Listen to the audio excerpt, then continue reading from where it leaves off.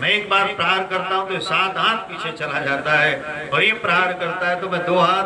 भगवान ने कहा रे मूर्ख, तूने गीता उपदेश सुना, बुद्धि नहीं खुली क्या? तुम्हारे ऊपर कौन बैठा है? सोचो, पूरे ब्रह्मांड का मालिक तुम्हारे ऊपर बैठा है, तब तुम्हारा 2 हाथ पीछे चला जाए। अगर मैं नहीं होता तो सोच कहां चला जाता, तुम्हारा कोई पता ही नहीं चलता। कर्ण ऐसा महारथी था, साधारण नहीं था, अतिरथी भी था वो, महारथी। महारथियों से भी ज्यादा, जो 10,000 अपने आप में रथियों के साथ युद्ध करे वो महारथी है। जो 10,000 महारथियों के साथ वो अतिरथी भी है, वो कोई साधारण नहीं है, अकेले युद्ध करता। ऐसा पराक्रमी कर्ण भी कोई साधारण नहीं था, बड़ी पराक्रमी था।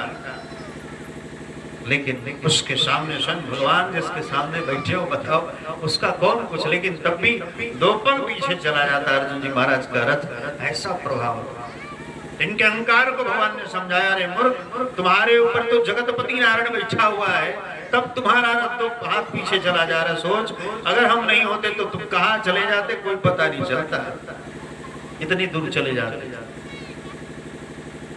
ऐसे माता श्री ने बड़ी सुंदर स्तुति की। भगवान ने कहा चल, अगर तूने हमें भगवान कह दिया, ठीक है, मैं मान लिया मैं भगवान हूँ, वर मांग क्या चाहिए? बुआ जी जो मांग रहे सो मांगो, मैं दूंगा। बुआ जी ने क्या मांगा पता? कि विपदः सन्तु नः शाश्वत तत्र तत्र जगद्गुरु भवतो दर्शनम यस्यात् पुनर्भव दर्शनम। हे नाथ, अगर देना है आप विपत्ति प्रदान करो।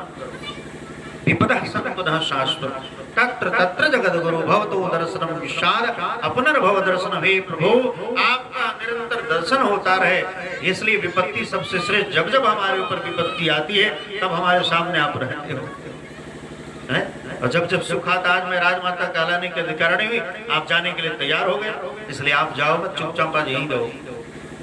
इसलिए अगर देना है तो विपत्ति प्रदान करे। विपदो नहीं विपदः संपदो नहीं संपदः विपद स्मरणं विष्णु संपद नारायण स्मृति। सबसे बड़ी संपत्ति क्या है? भगवान का स्मरण बने रहना। और सबसे बड़ी विपत्ति क्या है? भगवान को भूल जाना। सुख के माथे सिर पड़े जो हरि हृदय से जाए, बलिहारी व दुख की जो पल पल नाम जपाए। इसलिए दुख की बलिहारी है, क्योंकि हमारा आप सुमिरन कब करते हैं? दुख में करते हैं। क्योंकि दुख में सुमिरन सब करे, सुख में करे न कोई, और जो सुख में सुमिरन करे फिर दुख काहे को होए। इसलिए भैया, जब हमारा आप स्वस्थ हो ना, दुख हो तब भी भजन करो, सुख हो तो पूछो मत। दुख में 10,000 माला करते हो तो सुख में 1 लाख करो। दुख में अपने आप पे 10,000 1 लाख करते हो तो सुख में अपने आप पे 3 लाख करो। जितना अधिक करोगे उतनी कृपा रहेगी। इसलिए खूब भजन करो भगवान का। बिना भजन का कुछ होने वाला। भोजन भी करें, भजन भी करें। भोजन शरीर के लिए जरूरी है, और भजन अपने आप में आत्मरंजन के लिए जरूरी है। इस आत्मा का अपने आप में क्या भोजन है? भजन ही है। क्योंकि वो नयनम छदंत्र श्रेष्ठानी नयनम दहति पापकः, उसका अपने आप में कभी विनाश होने वाला नहीं है। इसलिए उसका खुराक क्या है? भजन है। इसलिए खूब भजन ऐसा दिव्य अपने आप में माता श्री स्तुति की। भगवान प्रसन्न हो गए, कहा कि चिंता मत करो, आज मैं रात्रि में यही रहूंगा, अब बाद में जाऊंगा, आज नहीं जाऊंगा। ऐसे भगवान कुंती स्तुति, कुंती ने विपत्ति मांगी है। और हमारा भगवान के सामने जाते तो क्या मांगते हैं? 2 रुपए का लचीदाना चढ़ाएंगे और सुख संपत्ति घर आवे, कष्ट मिटे तन का, ओम जय जगदीश रे। लेकिन मैया क्या भगवान सामने है, और मैया कहती है कि आप हमें विपत्ति प्रदान करो। इसलिए विपत्ति श्रेष्ठ है। विपत्ति में अपने आप में भगवान का स्मरण होता है, इसलिए विपत्ति श्रेष्ठ है। विपदो नैव विपदः संपदो नैव संपदः विपद स्मरणं विष्णु संपद नारायण स्मृति। वो विपत्ति नहीं जिसमें भगवान का स्मरण हो। जिसमें भगवान का स्मरण हो विपत्ति नहीं है, वो तो संपत्ति है। ऐसे भगवान रह गए, और भगवान रहने के उपरांत श्रवन्ति गायन्ति गिरन्ति वक्षसः स्मरन्ति नन्दितं ते हितं जनाः तैव पश्चान्तिरेण चावकं भवप्रवाहो परमं पदाम्बुजम्। इस प्रकार माता श्री कहते, हे प्रभु, हम तो निरंतर आपका ही अपने आप में गायन करें, आपका ही श्रवण करें। श्रवन्ति गायन्ति गृह्णन्ति वक्षसः, हमारे जीवन में बस आपका ही सुमिरन हो, आपका ही गायन हो, आपका ही श्रवण हो, और हमें कुछ नहीं चाहिए आपसे। क्योंकि मैंने देखा है, माता श्री क्या कहती हैं, आपने देखा है, बड़े बड़े अच्छे कुल खानदान में जन्म लेने वाले भगत नहीं हो पाते, क्योंकि जन्म कर्म च विश्वात्मा नज्जश्चात् कर्मदान। हे भगवान, हमने देखा है कि आप स्वयं जन्म ईश्वर्य सूतः सीवीरेद बालः पदः पुबान, जन्म ऐश्वर्य, मुझे कुल खानदान में जिसका जन्म हो जाए वो भी भगवान का भक्त नहीं होगा। ऐश्वर्यशाली यानी जिसके घर में गाड़ी हो, घोड़ा हो, बंगला हो, वही भगवान का भक्त नहीं होगा। जन्म ऐश्वर्य सूतः, जिसको अधिक ज्ञान हो जाए ना वो भी भगवान का भक्त नहीं। अरे हम तो बहुत पढ़े लिखे हैं। श्री भी, जिसके अधिक लक्ष्मी हो जाए ना वो भी भगत नहीं होगा। जन्म ऐश्वर्य सूतः श्री भी ये अपमान, ये अहंकार देने वाले हैं। इसलिए आपको प्रिय कौन है? मैया कहती है, नमो किंचन विक्ताय निर्विक्त गुण विक्ते आत्मरामाय शांताय कैवल्यपतये नमः। आपको तो अकिंचन जो भक्त है, जिनके पास एक छटा काटा फाकने के लिए नहीं है, ऐसे जो साधु पुरुष है, ऐसे जो भक्त है ना, वो आपको बड़ी प्रिय है। नमो किंचन विक्ताय निर्विक्त गुण विक्ते आत्मरामाय शांताय कैवल्यपतये नमः। और ऐसे को ही मोक्ष मिलता है, मुक्ति मिलती है, कैवल्यपद की प्राप्ति उसी को होती है, एकदम अकिंचन भक्त, जिसके अंदर किसी प्रकार की इच्छा, ऐसे किंचन भक्त हमें बड़ी प्रिय है। आत्मरामाय शांताय कैवल्यपतये नमः। इसलिए मैंने ऐसा माना, मन्यताम कालमीशानम नादिनिधन विजम विभो, इसलिए मैंने ऐसा माना है। भगवान अपने आप पे रात्रि विश्राम आज किए हैं। इधर भगवान प्रातः काल पांचों पांडव देखा कि अर्धरात्रि में युधिष्ठिर जी महाराज रो रहे थे। युधिष्ठिर जी महाराज को अपने आप में जाकर के भगवान ने समझाया है, किस लिए रो रहे हो बताओ। कहा कि महाराज मैं क्या बताऊं, मैं दिन रात जब भी सोता हूं तो रक्त की नदियां बहती दिखाई देती। अरे थोड़े से मैंने लोभ और लालच बताओ, आज मैंने कितने बच्चों को अपने आप पे अनाथ कर दिया, कितनी माताओं को विधवा बना दिया। आराम से जंगल में रहते, कोई टेंशन नहीं होता। आज हमारा हाथ भी रक्त रंजित दिख रहा है, तलवार भी अपने आप पे रक्त रंजित दिख रहा है। भगवान ने कहा तूने नहीं किया, ये सब हमने किया। ठाकुर जी ने कहा ये तूने नहीं किया, सब हमने किया। भाई देखने में तुम लोग हम कर रहे हैं, नहीं। ताकि ये बताओ, इस आकाश में अपने तूने आकाश देखा? हाँ आकाश देखा है कि सर्वकाल कृतं मन्ये भवतां च यत्प्रियं सपालो यद्वसे लोको वायोरेव घनावति। तूने आकाश देखा है? एकदम स्वच्छ आकाश का यहाँ देखा। तूने ये भी देखा होगा दो चार बादल के टुकड़े इधर से यहाँ, दो चार बादल के टुकड़े आए और आकर के पूरा आकाश ही अपने आप पे बादल से छिप गया, भर गया। ताकि ऐसा भी देखा। तूने ये भी देखा होगा कि अपने आप पे थोड़ी देर के बाद वो सारे बादल अपने आप पे हट गए और फट गए। बताओ इसको हटाने और फटाने वाला कौन? कहा कि पवन देव। कहा इसकी पवन को पवनत्व देने वाला कौन है सरकार? कहा कि भगवान नारायण। जब आकाश के बादल को अपने आप पे हटाने और सटाने का ठेका हमने ले रखा है, तो बताओ इस संसार के जो जीव हैं, क्या संसार को यहाँ हटाने और रखने का ठेका तूने ले रखा है? इस संसार के भी जीवों को हटाने और सटाने का ठेका हमने ले रखा है। जैसे आकाश के बादलों में अपने आप पे पवन को पवनत्व देने वाले जो परमात्मा है, उसी प्रकार अपने आप पे जैसे आकाश में बादलों को हटाने सटाने का ठेका हमने ले रखा है, उसी प्रकार धरती पर जितने जीव जंतु हैं सबको हटाने और सटाने का ठेका हमने ले रखा है। तू अपने ऊपर मत ले कि हमने किया। पूरा उपदेश किया लेकिन युधिष्ठिर की बुद्धि में नहीं घुसा। का है क्योंकि उनके सामने कृष्ण बालक थे, युधिष्ठिर बड़े हैं, कृष्ण छोटे। तो जहाँ वात्सल्य दृष्टि हो, घर में ना कहें अंडा सिखाए मुर्गी को, मुर्गा बच्चा तो हमारा छोटे बच्चे अगर हमें पढ़ाने लगे तो ही हमके पढ़ाओ थोड़ा, वही स्थिति वहां पे भगवान को इसे पढ़ा। तब जाकर इनकी बुद्धि में आया और लेकर के चले गए कहा? भीष्माचार्य जो 52 दिनों से अपने आप पे बाणों की सैया पे पड़े हुए थे, ऐसा भीष्माचार्य जी महाराज के पास लेकर के गए। तो तो भीष्म जी महाराज के अपने आप के पास लेकर गए हैं, भीष्माचार्य जी महाराज के पास। बाणों की सैया पर विराजमान है सोचो, भीष्माचार्य जी महाराज के पास लेकर के गए हैं। और भीष्म जी ने बड़ी सुंदर उपदेश किया है। दान धर्मान, राज धर्मान, मोक्ष धर्मान विभाग सह, स्त्री धर्मान, धर्मान, समास अभ्यास योगतः, इन सारे धर्मों का उपदेश किया। दान धर्मान कहते हे युधिष्ठिर, तुम एक राजा हो और गृहस्थ भी हो। गृहस्थ व्यक्ति को अधिक से अधिक धन कमाना चाहिए और धन कमाने के उपरांत उसका कुछ अंश दान भी करना चाहिए। अरे कुछ नहीं, कम से कम दशांश दान करो। शास्त्र में दशांश के बारे में बताया गया है, ठीक ना? जितना आपने धन कमाया उसका दशांश धर्म में लगना चाहिए, दान करो। इस प्रकार दशांश अपने आप में धर्म में लगना चाहिए। जितनी आमदनी है ना उसका दशांश आप धर्म में लगाओ। दशांश का मतलब क्या है? ये ना कि हम जितना कमाई नहीं होकर दशांश लगाई देंगे धर्म में, नहीं।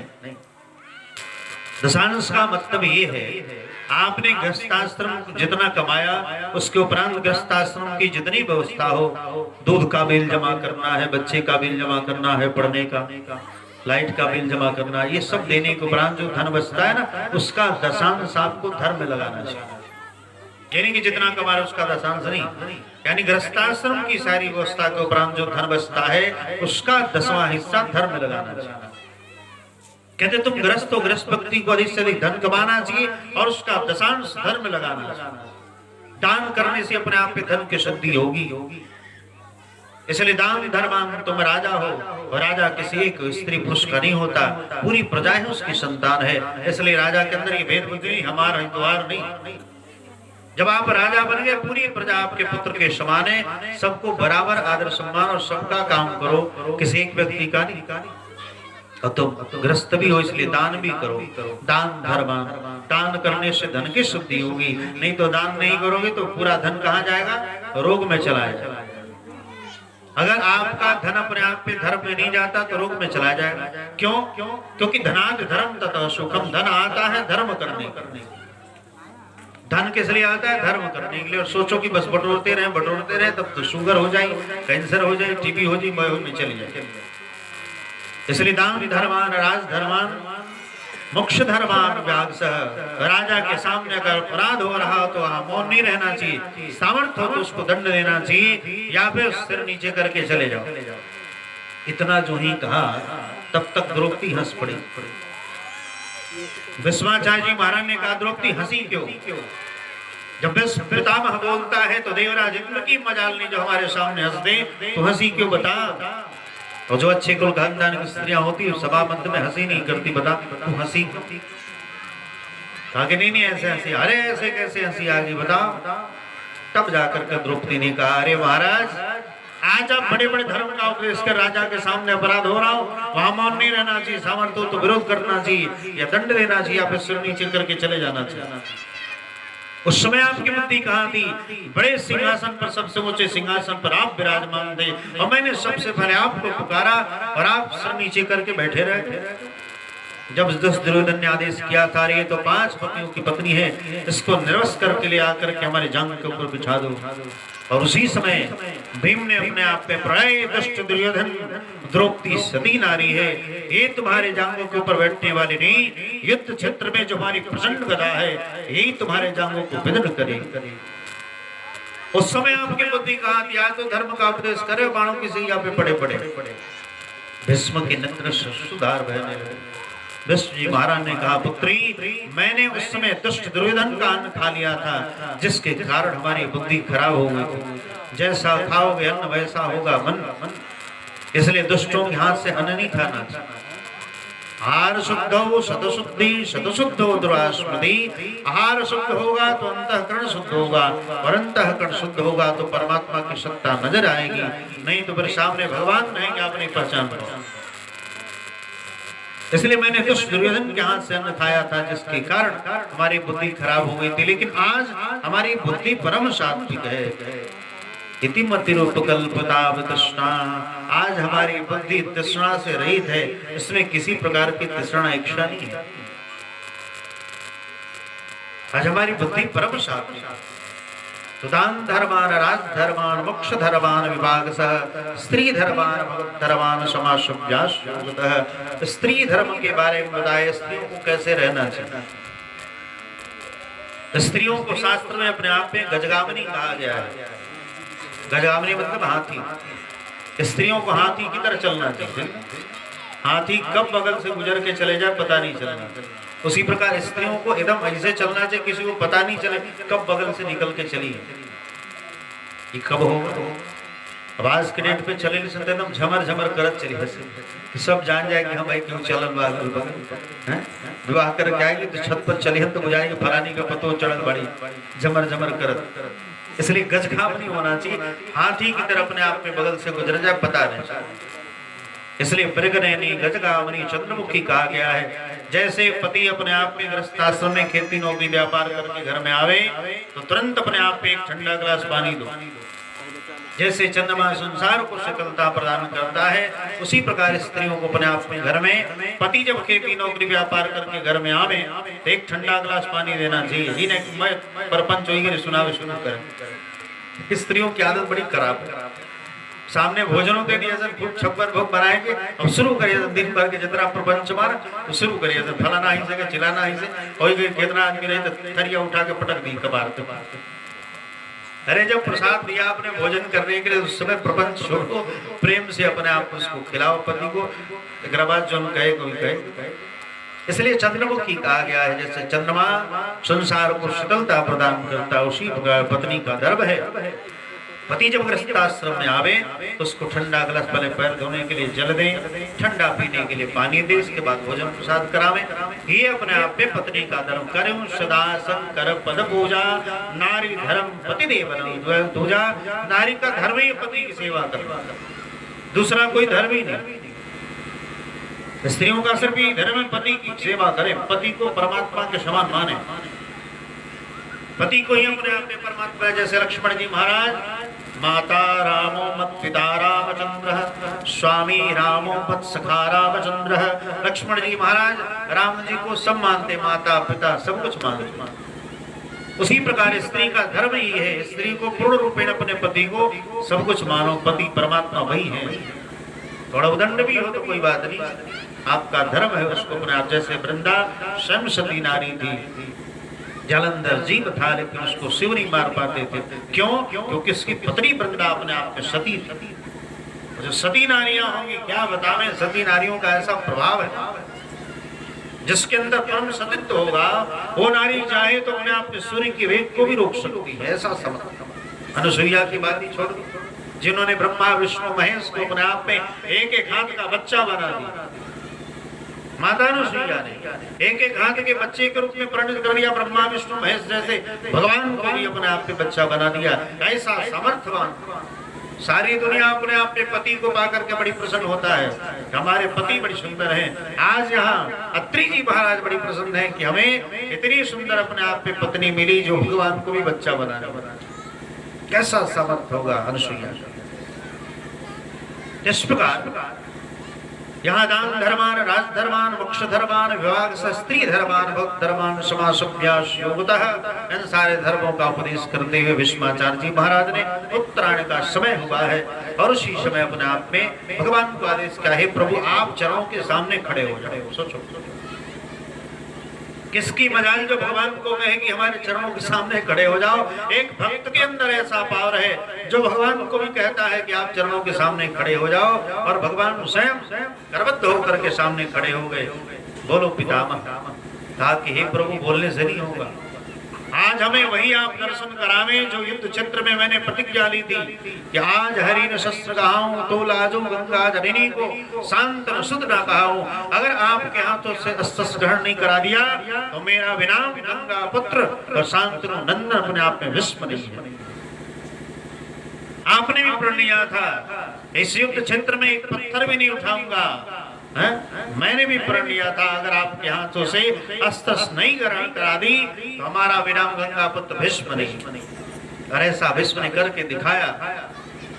जब प्रचंड अपने आप में बाणों की वर्षा प्रारंभ किया भीष्माचार्य जी महाराज ने, मंडलाकार रथ अपने आप पे घूम रहा था, ऐसे तेज अपने आप पे पतंचा चढ़ाते थे।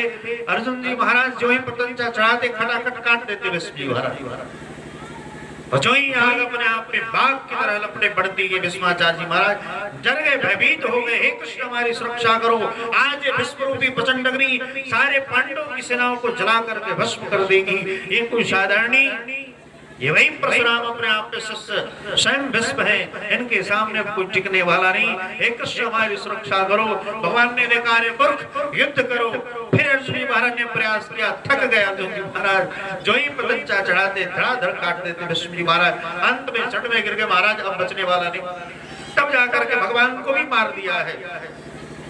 दो दिव्य अस्त्र अपने आप पे भगवान के कवच कुंडल को तोड़ डाला, कुंडल के ऊपर प्रहार किया है, कवच को काट डाला है। अब देखा भगवान ने कि हमारे ऊपर भीष्म जी महाराज पड़ गए, अब तो कुछ करना पड़ेगा। और उसी समय अपने आप पे सारथी का पद छोड़ दिया है। तुरंत अपने आप पे खड़े हुए हैं, एक हाथ पे चाबुक धारण किए हुए, एक हाथ में लगाम धारण के।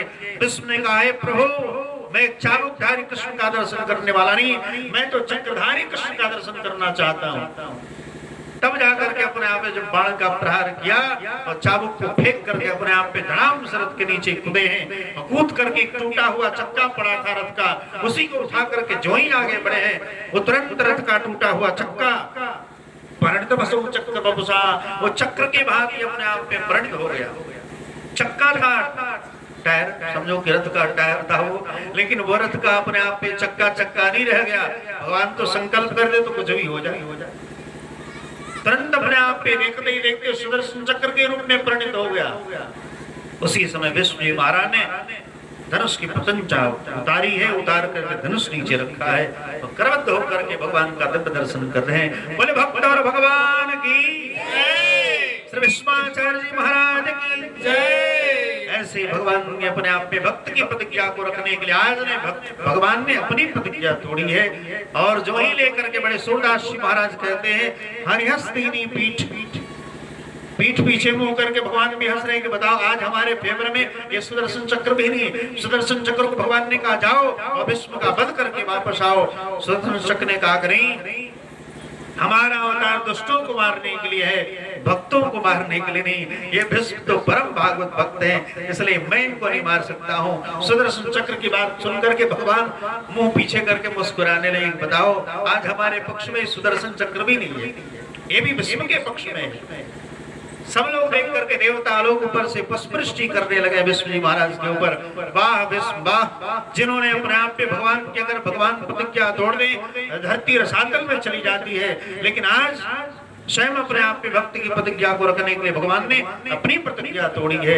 रथ का चक्का लेकर के आगे बढ़े हैं, कहते आज हमें उसी का दर्शन करना है। उसी समय भगवान तुरंत शंख चक्र गदा पद्म लेकर के सामने खड़े हुए हैं। सुदर्शन चक्रधारी कृष्ण का दर्शन करते हुए भीष्म जी महाराज ने अपने आंखों को बंद किया है, फिर आंखों को खोला है, फिर भर पेट आंखों का दर्शन किया है भगवान का, और इस बार आंखें बंद की हैं। सारे ब्रह्मांड में निरयता सी छा गई है, जैसे अपने आप में सारे जीव जंतु संध्या के समय जब कोटर में चले जाते पृथ्वी शांत हो जाती है, ऐसे ही पूरा ब्रह्मांड भीष्म महाराज की आंख बनते ही शांत हो गया। ऐसे भीष्माचार्य जी महाराज के शरीर से दिव्य तेज निकला है और भगवान के अंदर प्रविष्ट किया है, और फिर भगवान से दिव्य तेज निकला है। सिर मंडल का भेदन करते भगत धाम चले गए हैं। भगवान ने अपने हाथों से अपने आप पे भगवान ने स्वयं अपने हाथों से तर्पण किया है भीष्म जी महाराज का। तस्मै स्वधाय नमः व्याकृतगोत्राय संकृत प्रवराय च अवत्याय जलविष्माय वर्मणे। भगवान ने अपने हाथों से भीष्म का तर्पण किया है। बोलो भीष्म जी महाराज की जय, श्रीमद् भागवत महापुराण की जय, भक्त और भगवान की जय।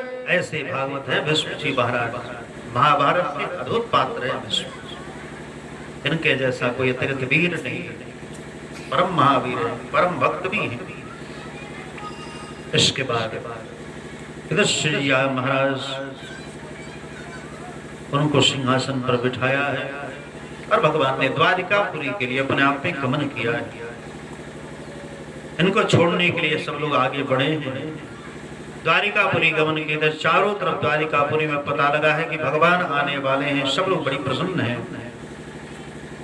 भगवान की बातों को सुनकर के भगवान द्वारिकापुरी आने वाले अर्जुन जी महाराज कुछ दूर छोड़ने के लिए गए हैं, फिर वापस आ गए हैं। चारों तरफ हर जगह अपने आप पे प्रांजल प्रदेश होते हुए भगवान जब पहुंचे हैं वहां चारों तरफ खूब सुंदर तोरण द्वार बनाए गए हैं और भगवान जो ही द्वारिकापुरी के बाहर पधारे हैं भगवान ने बड़ी सुंदर अपने शंख को उठाया है।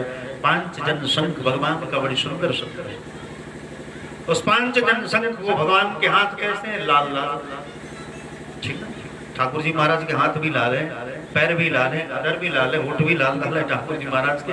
इस प्रकार और शंख कैसा है? एकदम सफेद शंख, धवल हंस जैसा। तो जो ही भगवान अपने आप पे पधारे हंस यानी तो शंख को लिया है। शंख कैसा? हंस जैसा सफेद है। बड़ी सुंदर वर्णन करते हैं व्यास जी महाराज। किसौचकोसी धवलोदरोदरो उपक्रमशाधर षोडशोडिमां डाब्जाब्जवानः करकंज संपुटे यदाब्जखंडे कलहंसस्वरः। जो ही अपने आप पे द्वारिकापुरी में पधारे हैं तो शंख को लिया है हाथों के मध्य में और अपने अधरों से अपने आप में जो ही स्पर्श किया तो शंख का अग्रभाग भी अपने आप पे लाल हो गया। शंख के सामने जब अधर यानी होठ भी लाल है ठाकुर जी के ना, तो शंख के ऊपर जब पड़ा उसका प्रकाश प्रतिबिंब तो भी लाल लाल दिखाई देने लगा। दूर से लग रहा है कोई शंख ही अपने आप में कोई भगवान कमल के पुष्प में कोई हंस ही कल्लो कर रहा है। किसौचकोशी धवलोदरोदरो उपक्रमशाधर षोडशोडिमां दग्धाभ्यमानः करकंज संपुटे यदाब्जखंडे कलहंसस्वरः। जैसे लग रहा है कमल के मध्य में कोई हंस अपने आप में कलरव कर रहा ऊंचे स्वर। जो ही आवाज गई सरकार क्या बता कि नाथास्मतेनाथ सदांग पद पंकजः। भगवान को सुनते ही अपने आप में सब लोग प्रसन्न हो गए, भगवान आ गए।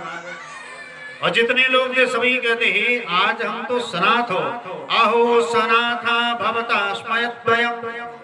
इतने दिनों से कह रहे कि हम तो अनाथ थे, आज भगवान का जो ही आवाज गया कानों में शंख का, ये समझ गए भगवान के पांचजन शंख की ध्वनि है। आज सब लोग कहते आज हम सनाथ हो गए। इतने दिनों से हमारा भगवान के बिना अनाथ थे, लेकिन आज हमारा भगवान आ गए तो हमारा सनाथ हो गए। बड़ी प्रसन्न हुए हैं भगवान अपने आप में सबसे मिले हुए हैं। जितने बड़े बड़े विद्वान ब्राह्मण सबको भगवान दूर से ही प्रणाम करते हैं। मित्र मिले हैं, मित्रों को हृदय से लगाते हैं, अपने बराबर के मिलते हैं उनसे हाथ मिलाते हैं ठाकुर जी महाराज। और तदुपरांत अपने आप में घर में प्रविष्टस्तु गृहं प्रक्तो परशुमात्रभि वंदे शिरसा सप्त देवकी प्रमुखा मुदा।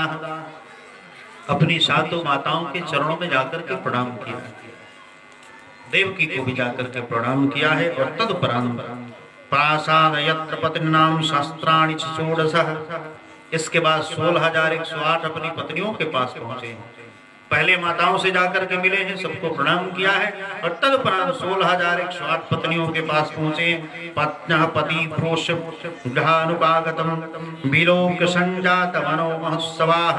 आज पत्नियां देख करके बड़ी मन में इनके महोत्सव उत्पन्न हो गया, क्योंकि बहुत दिन बाद आए ना, हस्तिनापुर में ही थे, तो इनके मन में महोत्सव उत्पन्न हो गया।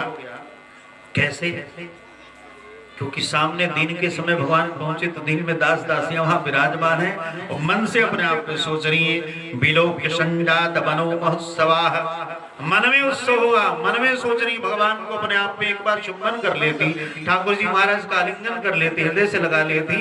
मन से सोच रही, मन से नहीं, आंखों को बंद किया, हृदय में अपने आप में ये बात सोचने लगी। और इतना सोचते ही अपने आप में वो प्रेम जो था तुरंत नेत्र के माध्यम से अश्रुपात होने लगे। साकम बतैवी विदित लोचना। उनके नेत्रों से अपने आप में तुरंत अश्रु बिंदु आ गए। भगवान समझ गए, भगवान क्या नहीं जानते कि आप क्या सोच रहे हैं। भगवान ने कहा चिंता मत करो, अभी तो हम आए भैया, रात्रि में आराम से मिलन होगा, आप सब चिंता करने की आवश्यकता नहीं, बहुत दिन बाद मिले, इसलिए प्रेम में अपने आप में कुछ बुद्ध नहीं। ऐसे भगवान 16,108 पत्नियों के साथ मिले हैं। इधर भगवान अपने आप में द्वारिकापुरी में भी विराजमान ही थे। तब तक एक और घटना घटी, परीक्षित जी महाराज का जन्म हो गया है कि अस्वस्था मनोभ्रष्टेन ब्रह्म सरसोष तेजसा उदत्राया हतो गर्भ इसेना जीवितः पुनः। ब्रह्मास्त्र का दिव्य तेज होने के कारण मरा हुआ अपने आप पे परीक्षित जी महाराज प्रकट हो गए, मरे हुए।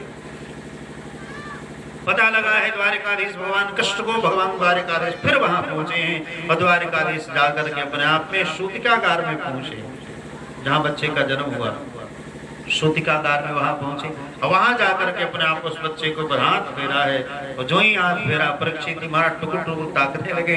बोले भक्त वत्सल भगवान की, श्री परीक्षित जी महाराज की। कैसे भागवत भक्त है परीक्षित जी महाराज, जिन्होंने गर्भ में भगवान का दर्शन कर लिया, गर्भ से बाहर भी आया तो किसी संसारियों का दर्शन नहीं, मरे हुए पड़े थे ब्रह्मास्त्र के तेज को रखने के लिए। जो ही भगवान ने अपने आप पे हाथ फेरा, फिर आंखें खुली तो भगवान का ही दर्शन हुआ। सोचो ऐसे परीक्षित जी महाराज के कल्याण में कोई संदेह है क्या? नहीं, ये तो हमारा आपको शिक्षा देने के लिए सब लीलाएं होती हैं, मनुष्यों को शिक्षा देने। ऐसे परीक्षित का जन्म हुआ है, भगवान फिर द्वारिकापुरी अपने आप में यहाँ से पधारे हैं। इनका ब्राह्मणों ने अपने आप पे तस्मानाम विष्णुराता इति लोके भस्वाहा भस्वदन संदेहो महाभागवतो महान, कहते भविष्य में बहुत बड़ा महान भागवत भक्त होंगे और इनका नाम विष्णुरात होगा। और परम अपने आप पे धनुर्धर होंगे, मनुपुत्र इक्ष्वाकु के समान अपनी प्रजा का पालन करेंगे, भगवान राम की तरह परम ब्राह्मण भक्त होंगे, अर्जुन की तरह परम धनुर्धर होंगे और परम याज्ञिक होंगे, दुष्यंत के पुत्र भरत के समान अपने वंश का विस्तार करने वाले होंगे, यश फैलाने वाले होंगे और शस्त्रवाहु अर्जुन जैसे अपने आप में और दादा पार्थ समान परम अग्रगण्य होंगे, ऐसा सब बताया है। और समुद्र के समान परम दुस्तर होंगे, सिंह के समान पराक्रमी, हिमाचल की तरफ अपने आप पे आश्रय लेने वाले, सबको आश्रय देने वाले होंगे। लेकिन अंत में कहते हैं प्रारब्धानुसार एक संत का अपराध होगा और संत का साप लग जाएगा, तक्षक के कारण इनकी मृत्यु होगी। भविष्यवाणी ने बता दिया ब्राह्मणों ने। ब्राह्मण देखो, शास्त्र में एक शास्त्र है ज्योतिष शास्त्र, 6 शास्त्रों में एक दिव्य शास्त्र है ज्योतिष शास्त्र, जिसको नेत्र कहा गया है। आज भी ज्योतिष शास्त्र अपने आप में जो भी बताता है सब सत्य सत्य बताता है, लेकिन अब तो थोड़े दोष भी आ गए ज्योतिष वालों के अंदर। कारण जहां मन तहां खाना नहीं चाहिए, ठीक ना। आज इनके अंदर दोष आने का सबसे बड़ा कारण क्या है? जिह्वा दग्धा परारेण, जिह्वा भी दूषित हो गई। क्यों? जहां तनी बड़ी में छनर मनर लोग तुरंत मुंह मार लेवे, देखेंगे नहीं कि कैसे आदमी का है, ठीक ना। तो जिह्वा दग्धा परारेण, दूसरे का अन्न खाते खाते जिह्वा में दोष आ गए और करो हाथ में भी दोष आ गए। दूसरे का धन लेते लेते अपने आप में, इसलिए धन लेते लेते हाथ में भी दोष आ गया। करो दग्धोपटी ग्रह, दूसरे का धन लेते लेते हाथ में भी दोष आ गया, जिह्वा में भी दोष आ गया। इसलिए भैया हमारा आज कलयुग में अधिकतर बातें सत्य नहीं हो पाती, लेकिन वो जो भी अपने आप पे तप में स्थित है, भजन में लगे हुए, आज भी अपने आप पे ज्योतिष यानी गलत है, आज भी सच है। ज्योतिष के अनुसार अपने आप इन्होंने बता दिया ऐसा ऐसा होगा। ऋषि जी महाराज ने कहा कि महाराज ऐसे कैसे होगा, हमारे कुल खानदान सब भगवान के भगत ही और ये संत का अपराध कैसे कर देगा। ताकि चिंता मत करे, कर्म के अनुसार रेखाएं बदल जाती हैं, गलत बात है। विधाता ने जो लिख दिया उसको कोई मिटाने वाला नहीं, 2 ही लोग मिटा सकते, एक महात्मा और परमात्मा।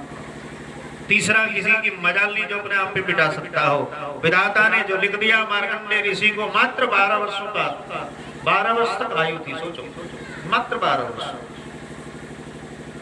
वशिष्ठ जी महाराज, नारद जी महाराज ने कहा कि चिंता मत करो, सबको प्रणाम कर दो।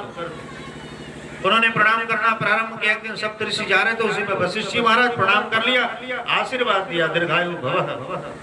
कहा कि महाराज ये तो 12 वर्ष का इसको अंतिम समय चल रहा है, अब 12 वर्ष का होने वाला, अब तो मर जाएगा। कहा कि अब तो हमने दे दिया तो दे दिया। वशिष्ठ जी महाराज ब्रह्मा के पास पहुंचे, पैरवी किया कि महाराज इसको 12 वर्ष का ही रहने दिया जाए, लेकिन 12 वर्ष धरती लोक का नहीं, आपके दिव्य अपने आप में लोक का 12 वर्ष होना चाहिए। ऐसे मार्कंडेय की आयु बढ़ेगी। सोचो, प्रणाम करने से आयु भी बढ़ जाती है, लेकिन महापुरुष अपने आप में सामर्थ्यवान है। सब नहीं, 2 ही सामर्थ्य, या तो परमात्मा या फिर महात्मा, तीसरा कोई सामर्थ्यवान। लेकिन विधाता ने जो लिख दिया वो तो होगा, थोड़े में हो या बड़ा हो, ऐसे अपने आप में समझा दिया है। इधर विदुर जी महाराज धृतराष्ट्र गांधारी को वन में ले जाने के लिए पधारे हैं रात्रि के समय में। भगवान द्वारिकापुरी पधारे। अर्जुन जी महाराज छोड़ने के लिए इधर विदुर जी महाराज अपने आप रात्रि में और बड़ी पहली बार डांटा, कहा कि तुम्हें शर्म नहीं आती? जिन पांडवों को हमेशा मरवाने के लिए तैयार थे, तुम्हारे सौपुत्र मारने के लिए तैयार थे, आज उन्हीं के टुकड़े पर पल्ले हो, शर्म नहीं आती तुम्हें? कहा कि क्या बताऊं, युधिष्ठिर बहुत मानता है, जितना हमारे सौपुत्र हमें नहीं मानते थे ना, उतना युधिष्ठिर जी मानते हैं। बिना हमें खिलाए खाते नहीं, बिना सुलाए सोते नहीं, बिना नहलाए नहाते नहीं। कहा कह रहे मूर्ख भाई हैं, डांट रहे बड़े भाई हैं धृतराष्ट्र। आज विदुर ने फटकारा है, अरे भैया आपको पता नहीं, किसी को सोने के जंजीर में बांध दिया जाए वो भी जंजीर का ही काम करेगा, तो किसी को लोहे के जंजीर में बांध दिया जाए वो भी जंजीर का ही काम करेगा। आपके सौपुत्र लोहे के जंजीर थे और ये पांचों पांडव सोने के जंजीर है। जंजीर तो जंजीर ही है, लेकिन एक सोने का एक लोहे का। सोने के जंजीर से बांधा जाए वो भी जंजीर का ही काम करेगा। कहा कि अरे भैया आप छोड़ करके हमारे साथ चलो। कहा कि मैं अंधा अंधी कहाँ जाए? कहा कि मैं तो आंख वाला हूँ, एक आंख वाला हजारों करोड़ों अंधियों को पार कर सकता है, आप हमारे हाथ से चलो। अरे आप भीम जरूर फटकारता होगा। कहा कि हाँ भैया ये तो बात है, भीम जरूर डांटता है कि कुत्ते की तरह हमारी रोटी तोड़ रहे, शर्म नहीं आती तो? कहा कि ये तो बात है, भीम तो जरूर डांटता है, तब भी आप अपने आप में पड़े हुए हैं। बड़ी फटकारा है, या हो महीयसी जंतु जीविता से यथा भवान भीमा पवर्जित पिंड मदिक्त गृहपालवत कुत्ता। कहते भीम जी महाराज कभी कभी डांट देते हैं कि कुत्ते की तरह हमारी रोटी तोड़े, शर्म नहीं आती? पहले तो अपने आप को सपुत्रों से मरवाना चाहते, एक जमीन नहीं देना चाहते थे, और आज हमारे टुकड़ों पे पल्ले, शर्म नहीं आती? कहते ये तो जरूर बाप डांटते हैं। तब जाकर के रात्रि में ही धीरे से विदुर जी महाराज लेकर के हरिद्वार ऋषिकेश की तरफ चले गए हैं, और सप्तऋषि आश्रम के बगल में ही मात्र ले जाकर के गंगा जल पान कराया है और लेकर के चले गए। प्रातः काल युधिष्ठिर जी महाराज ने देखा तो ताऊ जी नहीं है, तो कहाँ चले गए? नारद जी आए हैं, नारद ने बताया है युधिष्ठिर जी महाराज चिंता मत करो, विदुर जी महाराज आए थे, लेके चले गए हैं। 5 दिन में इनका उद्धार हो जाएगा, 5 दिन में इनको भगवत प्राप्ति हो जाएगी, और तब ले जाकर के 5 दिन में ही गांधारी धृतराष्ट्र का अपने आप में उद्धार हुआ है। इधर अब शगुन होने लगे, अर्जुन जी महाराज छोड़ने भगवान को गए हैं। इधर अपने आप में कुछ दिन वहां टिक गए अर्जुन जी महाराज, इधर अब शगुन होना प्रारंभ हुआ है। चारों तरफ उल्कापात होने लगे, कुत्ते अपने आप पे लड़ने लगे, बिल्लियां अपने आप में लड़ने लगे, एक दूसरे से म्याऊं म्याऊं करते हुए लड़ने लगी, झेड़ने लगी। गधे अपने आप में, खच्चर जो होते ना धरती को कुरेदने लगे, बादल गरजने लगे, कौवा गांव गांव करने लगे, बिल्लियां रोने लगी। इस प्रकार ऐसा उद्विग्न हुआ, अब शगुन होने लगे। इधर समझ गए कुछ उत्पात होने वाला है। उत्पात क्या, भगवान छोड़ करके चले गए। भगवान ने 16,108 पत्नियों को कहा, हे अर्जुन ले जाकर के ब्रज में छोड़ देना पत्नियों को। अंतिम में उद्धव जी महाराज को उपदेश किया, आप चले जाओ बद्रिकाश्रम में, वहां मैं हमेशा विराजमान रहूंगा। और भगवान देखते देखते जराराम के व्याध ने बाण मारा और भगवान अंतर ध्यान हो गए, शरीर छोड़ करके चले गए। इस प्रकार कृष्ण के जाने को उपरांत अर्जुन जी महाराज वहां से पधारे निस्तेज होकर के। अब इनके अंदर तेज ही नहीं था। जो ही आए हैं युधिष्ठिर जी महाराज के सामने पूछा है, अरे तुम्हारा तेज नष्ट क्यों हो गया? नष्ट तेजो विभाषणी, तेज नष्ट होने के 3 कारण है। क्या तूने किसी ब्राह्मण की हत्या कर दी, या किसी गाय की हत्या कर दी, या किसी नारी के साथ समागम किया है? तुम्हारा तेज नष्ट क्यों हो गया? या कोई अपना संबंधी व्यक्ति अगर वो गुजर जाता हो, जो अपना प्रिय हो, तब तेज नष्ट होता है। धड़ाम से गिर पड़े हैं चरणों में, भैया भगवान हमारा आपको छोड़ करके चले गए हैं। इतना सुनते ही अपने आप में माता कुंती दरवाजे के बगल में खड़ी थी, धड़ाम से गिर पड़ी, उसी समय प्रणत हुआ। ये है प्रेम। जो ही माता कुंती ने सुना कि भगवान चले गए छोड़ करके, धड़ाम से गिर पड़ी, प्रणत हो गया, शरीर छूट गया। ऐसा दुख। 5 पांडवों ने उसी समय परीक्षित जी महाराज को राज सिंहासन पर बिठाया है और कहा कि अपने कृपाचार्य की सहायता से इस राज्य का विस्तार करना। और तुरंत 5 पांडवों ने स्वर्गारोहण किया है। स्वर्गारोहण जब ही आगे करने के लिए गए हैं तब विदुर का दर्शन हुआ है। सपज वाल्मीकि का तेज दृष्टि के अंदर पुष्ट हुआ था। अंत में विदुर जी महाराज अस्मकचर्या में विराजमान थे। 3 चर्याएं हैं संतों के लिए। पहला कागचर्या, मृगचर्या और अस्मकचर्या।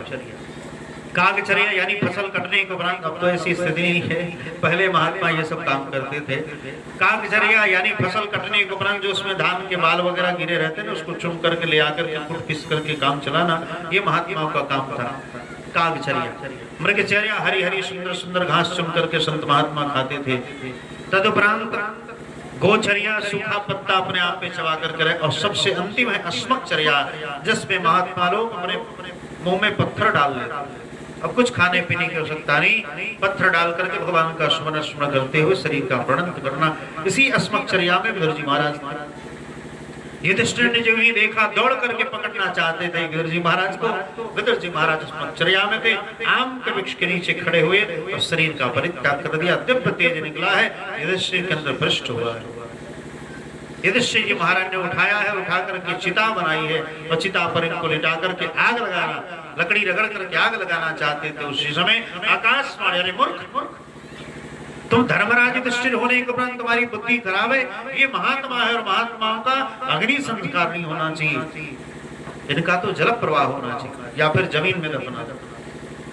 जलद्धात भवेत् विष्णु, थलद्धात भवेत् शिवः, अग्निधात भवेत् प्रेतः और प्रेतो कारश्चुच्यते। जब तक अग्नि में जलाने के उपरांत प्रेत बनना पड़ता है और प्रेत बनने के उपरांत जब तक श्राद्ध कर्म नहीं करेंगे, 12वीं 13वीं नहीं करेंगे ना, तब तक उसका उद्धार नहीं होगा। इसलिए इसका जल प्रवाह होना चाहिए, जल में विसर्जित कर दो, तब जाकर उनका जल प्रवाह हुआ है। जलद्धात भवेत् थलद्धात भवेत् शिवः, जमीन में दफनाने के उपरांत उसका कल्याण हो जाता है। लेकिन अग्निधात भवेत् प्रेतः, ये महात्माओं के लिए, सबके लिए नहीं है। हम और आप जैसे महापुरुषों के लिए, हम और आपका शरीर छूटे तो उसको जल प्रवाह देना चाहिए, जल समाधि या फिर धरती में समाधि। तो विदुर जी का तेज तुरंत युधिष्ठिर के अंदर प्रविष्ट हुआ है। पांचों पांडव स्वर्गारोहण किए हैं और जो ही स्वर्गारोहण अपने आप में किया है, बस युधिष्ठिर जी महाराज शरीर पहुंचे हैं, सब धड़ाम धड़ाम करके नीचे ही गिर गए, कोई नहीं पहुंचा। सबसे पहले द्रौपदी गिर पड़ी है, तदुपरांत अपने आप में फिर नकुल, सहदेव, ऐसे अर्जुन और अंत में भीम गिर पड़े। भीम ने पूछा, भैया मैं क्यों गिर पड़ा? कहा कि तू सबसे अधिक भोजन करता था, कुल खानदान में सबसे अधिक भोजन करने वाला ना, जो अधिक भोजन करता है ना वो भी स्वर्ग नहीं जाएगा। कम खाओ तभी जाओगे स्वर्ग में। सस्ते न दंड महरती, वो चोर है, दंड का अधिकारी है। जो अपने से ज्यादा भोजन करता है वो चोर का अधिकारी। सस्ते न दंड महरती। द्रौपदी गिर पड़ी, इन्होंने पूछा भैया ये क्यों गिर पड़ी? युधिष्ठिर ने कहा इसके तो 5 पति थे, लेकिन सबसे अधिक प्रेम अर्जुन से करती थी, जिसके कारण ये भी स्वर्ग में नहीं जा सकती। नकुल जी महाराज गिर पड़े, भैया ये क्यों गिर पड़ा? इसको गणित का बहुत गर्व था ना कि हम बहुत बड़े गणितज्ञ, ये भी स्वर्ग नहीं जा सकता। सहदेव जी महाराज गिरे, इनको सुंदरता का अहंकार था, ये भी नहीं जा सकते। अर्जुन जी महाराज, इसको गांडीव का अहंकार था, मैं गांडीवधारी अर्जुन हूँ। ना हम संकृष्णो ब्रह्मन् ना कृष्णो कस्मिरेव चः, अम्बा अर्जुनो नाम्बः गांडीव वैश्वैधुनः। मेरा नाम अर्जुन है, अरे मैं संकर्षण बलराम और कृष्ण नहीं हूँ। एक बार भगवान के प्रति आदर सुख का प्रयोग नहीं किया, इसलिए ये भी स्वर्ग नहीं जाएगा। अंत में भीम गिरे, कहा कि तू सबसे अधिक भोजन करता था, पूरे कुल खानदान का भोजन अकेले खा जाता था, इसलिए तू भी स्वर्ग में सस्ते नहीं जाएगा, क्योंकि सस्ते नो दंड महरती, जो चोर है ना वो दंड का अधिकारी है। तब जाकर के युधिष्ठिर जी महाराज जो ही तब तक यमराज के दूत आ गए, पकड़ लिया, चलो नरक में। कहा क्या? मैंने जीवन में कभी अपने आप पे सत्य भाषण नहीं किया, मैंने जीवन में कभी चोरी नहीं की, मैं नहीं जा सकता हूँ। कहा कि एक बार तूने झूठ बोला है, अस्वस्थामा हता नरोवा कुंजरोवा, तो एक बार झूठ बोला। कहा कि मैंने नहीं बोला, वो तो कृष्ण ने बोला था तो बोल दिया, कृष्ण प्रकट हो। कहा कि मैंने जितना बोला था अगर तूने बोल दिया होता वो झूठ था ही नहीं। याद है वो दिन जब द्रोणाचार्य बाणों की वर्षा करते जा रहे थे, लग रहा था कि पांडवों को विनाश कर देंगे, सबको मार डालेंगे, तब मैं प्रातः काल तुम सबको लेकर के वहां पहुंचा और हमने कहा समाधि में रहते हैं, बाबा से जाके पूछ लो मरोगे कैसे। आंखें बंद थी, जाकर के पूछा बाबा मरोगे कैसे? कहा कि ये कौन है भाई, मरोगे कैसे पूछ रहा? आंखें खोली तो पांचों पांडव, अब तो वचन दे दिए तो बोलना ही। तब जाकर के बताया उन्होंने द्रोणाचार्य जी महाराज, जब तक हमारे हाथों में अस्त्र है, इंद्र की मजाल नहीं जो हमें परास्त कर सकता हो, और हमारे हाथों में अस्त्र नहीं रहे, एक अदना व्यक्ति भी हमें मार सकता है। और हमारे हाथों से अस्त्र तभी छूटेंगे जब मैं कोई अप्रिय समाचार सुनूंगा। और हमारे जीवन में सिर्फ एक ही अप्रिय है, कौन? हमारा पुत्र अश्वत्थामा। उसके बारे में अगर अप्रिय समाचार सुनूंगा तभी हमारे हाथों से अस्त्र छूटेगा और हमारा प्राण हो जाएगा। युद्ध क्षेत्र में एक हाथी था जिसका नाम था अश्वत्थामा। भगवान ने आदेश किया और भीम जी महाराज ने उठा करके पटक दिया, हाथी चढ़ते बढ़ गया और आकर के कह दिया अश्वत्थामा हता, अश्वत्थामा मारा गया। पांचों पांडवों ने बारी बारी आकर के कहा युधिष्ठिर को छोड़कर। भगवान ने भी आकर के कहा तुम तो स्वयं छलिया हो, तुम्हारे बात पर कोई विश्वास नहीं, युधिष्ठिर अगर आकर के बोल दे तब मैं विश्वास करूंगा। भगवान ने अपने आप पे रथ को पीछे से लगाया है, कहा कि बोलो अश्वत्थामा मारा गया। युधिष्ठिर जी महाराज ने किसी तरह जोर लगा करके बोला। अब जो जीवन में कभी झूठ बोला नहीं हो उसको बोलना पड़े तो कितना आभास होगा। तब जाकर के अपने आप पे कहा अश्वत्थामा हता, अश्वत्थामा मारा गया। उसी समय द्रोणाचार्य ने अस्त्र को छोड़ा, नीचे उतर करके समाधि लगाई है, भगवान का ध्यान किया है। देखा तो धृष्टद्युम्न ने तलवार निकाला है मारने के लिए, जो ही मारने के लिए आगे बढ़ा है उसी समय कह दिया युधिष्ठिर अश्वत्थामा हता, लेकिन नरोवा कुंजरोवा, नर है या पशु, हाथी मैं नहीं जानता। इतना सुनती भगवान ने 5 जन संग फूंक दिया, कानों तक आवाज गई नहीं, तब तक धृष्टद्युम्न ने धड़ से सिर रख कर दिया है, काट डाला। तूने एक बार झूठ बोला, सोचो एक झूठ बोलने वालों को अपने आप में नरक में जाना पड़ता है। हमने के सुबह से शाम तक कितना झूठ बोलते जाओ, नगवे के नगवे में रह जाएंगे, मोड़ी के कीटाणु बन के बाहर नहीं जा पाएंगे हमारा। इसलिए सजन ने झूठ मत बोलो, खुदा के पास जाना है। वहां जब जाना है तो सत्यम बद धर्मम चर, सत्य बोलो धर्म के अनुसार चलो, तब जाकर के वहां पहुंच पाएंगे। नहीं तो फिर पहुंचने वाले तो बहुत लोग पहुंचे पहुंचे सब कहे बिड़ला पहुंचे कोई। वहां तो पहुंचने वाले बिड़ले ही होते, एक दो पहुंच जाते, सब थोड़ी पहुंच पाते। इस प्रकार स्वर्ग आरोहण किया है श्री सुखदेव जी महाराज की। परीक्षित जी महाराज थोड़े बड़े हुए हैं। यदा परीक्षित पुरांजलिश्वतं कलिं प्रविष्टं निज चक्रवर्तिते निशम्य वार्ता मन प्रियां ततः सरासनं संयुसंगडे राधे। उसी समय अपने आप पे यदा परीक्षित पुरांजल प्रदेश में अपने आप पे घूमने के लिए वहां पहुंचे हैं। क्या देखा है? एक बैल को देखा है इन्होंने। एक बैल बेचारा अपने आप में एक पैर पर, 3 पैर उसके कट चुके, एक पैर पे खड़ा। यानी धर्म के 4 चरण हैं जिनमें सत्य है, तप है, दया है और दान है। यही 4 चरण है जिनमें 3 चरण तो कट गए, कलयुग में से एक दान बचा है, वो भी लेकिन कट रहा है। लोग दान भी देते फिर सोचते कि स्वामी हमारे के दे दे, बड़े ले जो भैया तू ही ले जो है। दान भी लोग करते हो फिर अपने बाप की संपत्ति समझ के ले भी लेते। इसलिए दान करो तो फिर उसको छुओ मत। दान पाप है और पाप को बचाने का समर्थ या परमात्मा में या फिर महात्मा में, किसी में नहीं। कोई दूसरा चाहे कि मैं बचा लूं, विनाश हो जाएगा। एक छटाक नहीं बचाया जा सकता इस शरीर से। हाँ, जो संध्या बंधन में है, तप में लगा हुआ है, वही बचा सकता, नहीं तो साधारण ब्राह्मण भी नहीं बचा सकता। साधारण ब्राह्मण जो पूजा पाठ कर्म कांडी है, इसलिए तो कहा गया पुरोहित कर्म बड़ी निंदा है, अति निंदा है। पुरोहित का जो कार्य करते हैं, घर घर में पूजा कराने वाले, इस काम को वशिष्ठ जी महाराज ने कहा ये तो बड़ी निंदित कार्य है। ब्रह्मा ने कहा कि नहीं, निंदित कार्य नहीं, उसी कुल खानदान में राम आएंगे, उनका पुरोहित तुम्हें स्वीकार होगा है। तब जाकर के उन्होंने पुरोहित कार्य को स्वीकार किया, तो भजन करते वशिष्ठ जी महाराज। इसलिए दान कुछ भी करें आप, आटा चावल रिफाइन पैसा रुपया कपड़ा लाता, आप जो भी दान करते हो ना, वो आपका पाप दान होता है। ये देखने में लगता है हमने वस्त्र दान किया है, देखने में लगता है कि हम तो थरिया दान करें, थाली दान करें, वस्त्र दान करें, कपड़ा दान करें। नहीं, ये आपके जीवन का पाप ही दान हो रहा है। और पाप को बचाने का समर्थ सिर्फ परमात्मा या फिर तपस्वी महात्माओं में है, और किसी से बचने वाला है, किसी से नहीं बच सकता। मामा जी कहते थे साधु की संपत्ति अपने आप में आग के समान है, जलाकर के भस्म कर देगी अगर कोई इसको छूना चाहे। इसलिए महापुरुषों को अपने आप में दान करो, अच्छी बात। कलयुग में दान ही बचा, सत्य भी चला गया, तप भी चला गया, दया भी चला गया, एक दान बचा हुआ। इस प्रकार ये 4 चरण थे धर्म के। एक चरण अपने आप में बचा था, उसको भी एक काला करूटा व्यक्ति। ऐसे धर्म के सतयुग में 39 चरण थे। ठीक है। धर्म के अपने आप में 39 शरण शास्त्र में बताए गए हैं, लेकिन 39 चरणों में अब 4 ही चरण बचे हैं। उन चारों में सिर्फ एक ही बचा, दान। नहीं तो कुछ भी अपने आप में बचने वाले नहीं, सब चला है। देखा तो अपने आप उस धर्म के एक पैर को भी अपने आप उस बैल के एक पैर पर काला कलूटा व्यक्ति सोने का मुकुट धारण की हुई तलवार लेकर के उसको भी काट रहा है।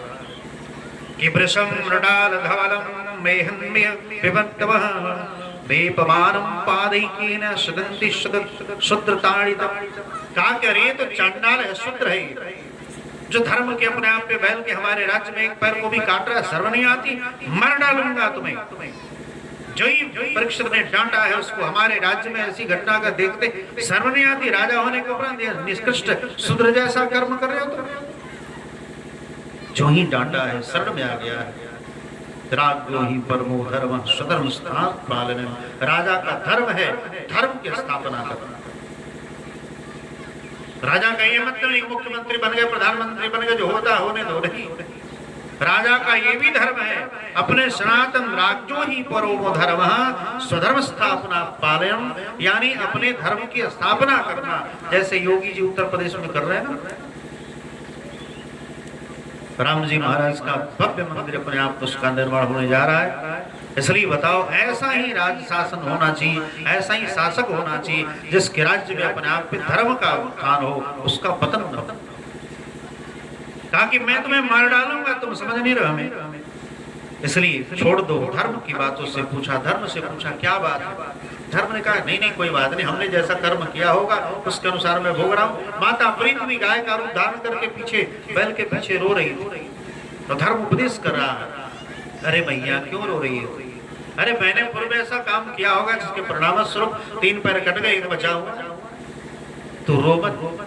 इस बात को जब धर्म यानी परीक्षित ने सुना है, परीक्षित तुरंत दौड़ कर गए, मारने के लिए उद्यत हुए। जो ही मारने के लिए अपने आप पे उद्यत हुए, उसी समय आकर के शरण में गिर गया। शरण में आकर के गिर गया, महाराज क्षमा करे, पूरे सर्वम पे आपका राज है। यत् क्वचन वत्सामि सर्वम तो आ गया, लक्ष्य से तत्रापि तमासे दुस्सरसन। मैं जिधर भी जा रहा हूँ हर जगह आप दिखाई दे रहे हो, तीर धनुष लेकर के। मैं कहाँ जाऊँ, पूरी धरती पर आपका शासन है। परीक्षित जी महाराज के दादाओं ने बताया था, युधिष्ठिर जी महाराज ने तुम्हारे शरण में एक बार कोई भी आ जाना, एक बार जीवन दान जरूर देना। उसकी बातों को अपने आप पे देख करके याद किया कि उन्होंने कहा था, और ये शरण में आ गया, चलो एक बार जीवन दान देता हूँ। तब जाकर कृष्ण ने कहा, तन्मे धर्म वृताम श्रेष्ठ स्थानम निर्दस्मरहसि यत्रैन्योतो वत्सः अधश्चेषणासनम। आप हमें कोई स्थान दे दो, आप जहाँ दे दोगे मैं ये रह जाऊंगा। तो अभ्यस्ति सदा तस्मै स्थानानि कलेदरो द्यूतम पानम स्त्रिय शूना यथा धर्म शत्रुविदः। 4 स्थान अपने आप पे परीक्षित जी महाराज ने कलयुग को दिया है। 4 स्थान में प्रथम द्यूतम, जहाँ जुए खेले जाते हैं, पानम जहाँ लोग दारू पीते हो, द्यूतम पानम स्त्रिय शूना जहाँ वेश्यावृत्ति होती हो, और जहाँ मुर्गा मछली काटे जाते हैं ना, ये 4 स्थान दिया है। पुनः याचमानाय जात रूपदा प्रभु, फिर याचना किया कि एक और स्थान दे दो, सब निकृष्ट स्थान, एक तो बढ़िया स्थान दे दो। उसी समय अपने आप में तुरंत जातों के यानी स्वर्ण दिया है, और जो ही सोना स्थान दिया है, तुरंत परीक्षित के मस्तक के ऊपर सोने का दिव्य मुकुट विराजमान था, और उसी समय कलयुग उस मुकुट में जाकर के भ्रष्ट हो गया। और आज परीक्षित जैसे धर्मात्मा की बुद्धि भी खराब हो गई, इसलिए सोनाधिक नहीं बनना चाहिए, सोने में कलयुग का वास। आज परीक्षित की बुद्धि खराब हो गई, और एक दिन अपने आप में मृगयार्थ घूम रहे थे परीक्षित जी महाराज। एकदा धनुर्धम्य विचरम गया मने, हिरणों के पीछे दौड़ते जा रहे थे। उसी समय भूख प्यास लगा, और जो ही प्यास लगा एक संत की कुटिया दिखाई दी। समीक ऋषि जी महाराज के आश्रम पर पहुंचे हैं। जाकर के निवेदन किया, महाराज मैं राजन परीक्षित बोल रहा हूँ, हमें बड़ी तेज प्यास लगी है, लग रहा है कि प्रणंत हो जाएगा, आप थोड़ा हमें जलपान करा दें। लेकिन वो तो ब्रह्म की समाधि में विराजमान थे। उनका छोटा पुत्र 5 साल का श्रृंगी दूर खेल रहा था। जो ही दूर खेल रहा था ऋषि सिंह, इन्होंने अपने आप पे क्या किया, अरे तो ढोंगी बाबा दिख रहा है, उसी समय परीक्षित जी हमारा कलयुग बैठा ना, बुद्धि खराब हो गई, एक मरा हुआ सर्प उठा करके बाण से और गले में लपेट करके घोड़े पर सवार होकर के जाने लगे। तभी छोटे छोटे बच्चों ने चढ़ा दिया, अरे देख बड़ी शुद्ध बनता है, तुम्हारे बाप के गले में अपने आप पे सर्प डाल करके वो राजा जा रहे, तुम्हें शर्म नहीं आती, बड़ी शुद्ध बनते हो। इतना सुनते तस्य पुत्रो तेजस्वी बिरन बालको भगई। उसी समय बालकों की बातों को सुनकर के छोटा सा सिंही हाथ में तुरंत जल लिया है और कहा कि अहो अधर्म पालानां वृत्तांबुलाजिबः स्वामिं यद दासानां द्वारपालं सुनामिबः। अरे तुम्हारे जैसे अपने आप पे राजा हम संत महापुरुषों के कुत्ते की तरह द्वारपाल बन करके रहते हैं, तुम्हें शर्म नहीं आती? हमारे पिताश्री के गले में सर्प डाल करके जा रहे, जहां मैं शाप लेता हूँ, इतमार्यादम तक्षमे सप्तमहनी दशंदिशम कुलांगारः चोदितो में तत्प्रहम। आज के 7वें दिन तुम्हें तक्षक डसेगा और तुम्हारा प्रणंत हो जाएगा। शाप दे दिया है। सभी ऋषि समाधि से बाहर निकले, सिंह रो रहा था कुटिया में किनारे बैठ करके। पूछा है क्या बात हुआ, सारे वृतांत को बताया है। पश्चाताप करें कि अरे मूर्ख, ये तूने क्या कर दिया। धर्मपालो नरपति सतु समग्र भस्वा, साक्षात महाभागवतो राजर्षि हमें दयाट। इस धरती पर से बड़ा कोई धर्मात्मा नहीं, उन्हीं की कृपा से हम जंगल में जहाँ राक्षसों का भय नहीं है, आराम से हमारा भजन में लगे हुए हैं। और आज ऐसे धर्मात्मा राजा को तूने शाप दे दिया। अरे पुत्र तू ही सामर्थ्यवान नहीं, वो परीक्षित भी सामर्थ्यवान है, वो भी तुम्हें शाप दे सकता है क्योंकि उसने भगवान का दर्शन किया है। लेकिन अब तूने तो श्राप दे दिया। बता न हुई देव ऋषिवाणी, तुरंत अपने शिष्यों को भेजा, जाओ और जाकर के बता दो परीक्षित को शाप लगा है। गौरमुख जी महाराज गए हैं और जाकर के बताया है। परीक्षित जो ही मुकुट घर पे जाके उतारे हैं, बुद्धि सात्विक हो, अरे हमने ये क्या कर दिया। आज तक हमारे कुल खानदान ने किसी संत का अपराध नहीं किया, इस शरीर संत का अपराध कर दिया। अब तो 1 मिनट रखने के योग्य नहीं, इस शरीर का परित्याग कर दिया जाए। उसी समय गौरमुख आ गए, कहा कि महाराज आपको शाप लग चुका है, आज के 7वें दिन आपकी मृत्यु होने वाली, इसलिए जो भी सफल उद्योग करना है आप कर लो। उसी समय परीक्षित जी महाराज ने अपने पुत्र जनमेजय को तिलक किया है, राज सिंहासन पर बिठाया है और तुरंत घर द्वार छोड़ करके और गंगा नदी के किनारे पहुंचे। गंगा मैया के आश्रम में पहुंचे हैं। अथो विहाये ममं च लोकं विमर्शितो हे यतया पुरस्तात् कृष्णांग सेवा मधिमन्यमाना उपाविशत्ता अमृत नद्याम। अमृत नद्याम जो गंगा मैया है, ऐसे गंगा मैया के आश्रम में पहुंचे। कैसी गंगा, तो या वै लसश्री तुलसी विमिश्र कृष्णांग्रण्व भदुकाम्बुनेत्री पुनाति लोकानुभयत्र शेषां कष्टान सेवेतमरिष्यमाणः। कहते कौन ऐसा मरने वाला मनुष्य होगा जो गंगा का आश्रय नहीं लेता होगा।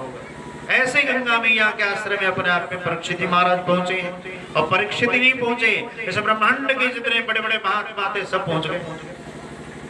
जो ही पता लगा कि परीक्षित को शाप लगा है, तो ब्रह्मांड के जितने बड़े बड़े महर्षि थे कि तत्रोपजगमर भुवनम पुराना महानुभावः मुनिः शिष्याः कि प्रायण तीर्थाभिगमापदेशैः स्वयं तीर्थानि पुरन्ति सन्तः। जो चलते फिरते साक्षात तीर्थ स्वरूप है। आज भी धरती संतों के नाम से जानी जाती है। कोई भी तीर्थ स्थल ऐसा नहीं जो संतों के स्थान नाम से नहीं जाना जाता हो। सारे तीर्थ अपने आप में संतों के नाम से ही जाने जाते हैं आज भी। इसलिए ऐसे ऐसे तत्रोपजगमर भुवनम पुराना महानुभावः मुनिः शिष्याः, ऐसे बड़े बड़े महात्मा वहां पहुंचे हैं। बस इन महापुरुषों का स्मरण करके और वाणी को विराम देंगे हम, इसलिए घबराने की कोई आवश्यकता नहीं, घर ही जाएगा। तो तुरंत अपने आप में तत्रोपजगमर भुवनम पुराना महानुभावः मुनिः शिष्याः, ऐसे ऐसे महापुरुष कौन पहुंचे हैं, बड़ी अद्भुत, जिनका स्मरण कर लेने से मन पवित्र हो जाता है। कियत्री वसिष्ठः च वनशरद्वान् अरिष्टनेमि भ्रगुरङ्गिराशः पराशरो गादिष्टोऽथ राम पराशरो गादिष्टोऽथ राम उतत्रैन्द्र प्रमथेदबाहो मेधातिथिर्देवल आष्टिषेणो मेधातिथिर्देवल आष्टिषेणो भारद्वजो गौतमः पिप्पलादः मैत्रेय आर्वः कवशः कुम्भयोनि द्वैपायनो भगवान् नारदश्च अन्ये च देवर्षि ब्रह्मर्षि वर्या राजर्षि वर्या अरुणोदयाश्च।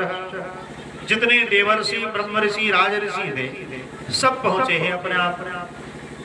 इतने बड़े बड़े महर्षि अत्रि जी महाराज, वशिष्ठ जी महाराज, बक्सर के चमुंडशी जी महाराज, सारद्वान अरिष्ट देवी, भृगु जी महाराज, अंगिरा जी महाराज, ये सब ऋषि, पराशर, गांधीशुद्ध, विश्वामित्र, ये सब पहुंचे हैं।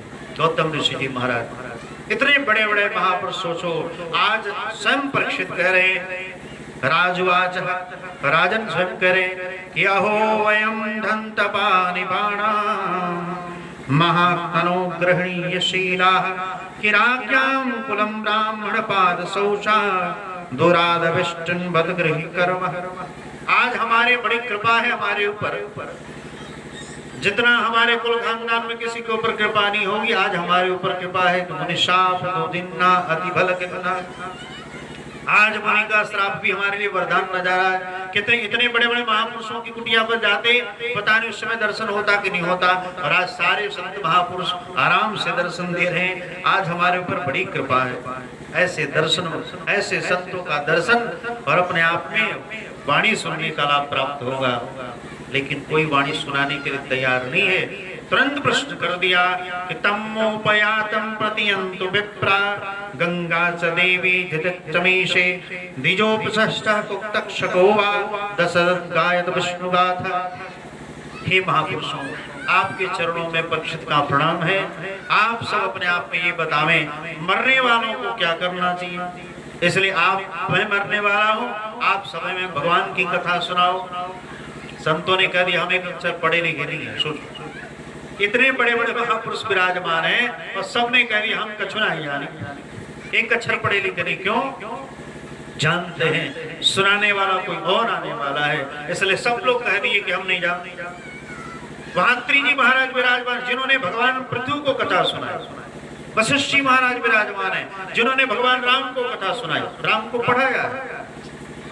वेद पुराण वशिष्ठ बखानहि सुनहि राम यद्यपि सब जानहि। राम जी सब जानते हैं, लेकिन तदुपरांत बैठ के सुनते हैं।